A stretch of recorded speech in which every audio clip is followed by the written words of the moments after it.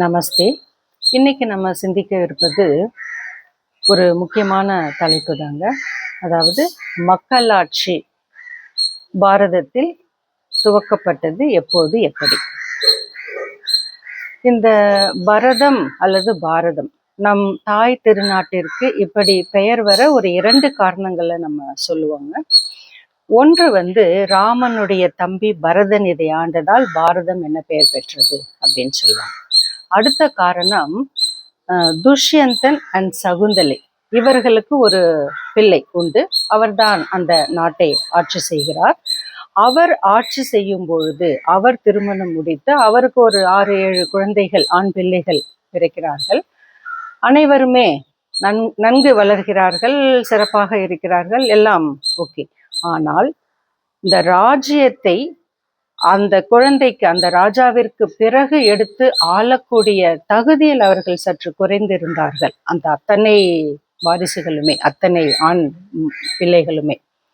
அதனால் இவர் யோசிக்கிறார், ஒரு நாட்டை ஆளுவதற்கான தகுதி, திறமை, தைரியம், அன்பு, கருணை இவையெல்லாம் ஒரு சேர பெற்ற ஒரு நபரை தன் ராஜ்யத்திலிருந்து, தன்னுடைய பிரஜைகளிலிருந்து ஒருவரை தேர்ந்தெடுக்கிறார். அவரின் பெயர் பரதன்.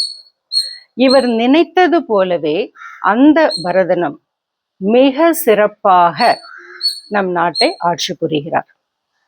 அதாவது ராமராஜ்யம் என்பார்கள். ராஜ்யம், ஆட்சி என்றால் ராமர் எப்படி ஆட்சி செய்தாரோ அப்படி கூறுவார்கள். அதற்கு சமமாக இவரும் மிக சிறப்பாக நாட்டை ஆட்சி புரிந்ததால் நம் தாய் திருநாட்டிற்கு அவருடைய பெயரால், அவருடைய பெயர் பரதன் ஆகையால் இந்த தாய் திருநாட்டிற்கு, நம்முடைய தாய் திருநாட்டிற்கு பாரதம் அல்லது பரதம் என்ற பெயர் பெற்றது. இப்படித்தான் மக்களாட்சியும் முதல் முறையாக துவக்கப்பட்டது. இந்த மக்களாட்சி என்பது மக்கள், அதாவது மக்களால் மக்களுக்காக தேர்ந்தெடுக்கப்படுகிற அந்த உரிமை அல்லது முறை இந்த பரதன் மூலமாக நம் நாட்டில் துவக்கப்பட்டது என்பது செய்தி, வரலாறு. நன்றி. மீண்டும் அடுத்த சந்திப்பில் சிந்திப்போம்.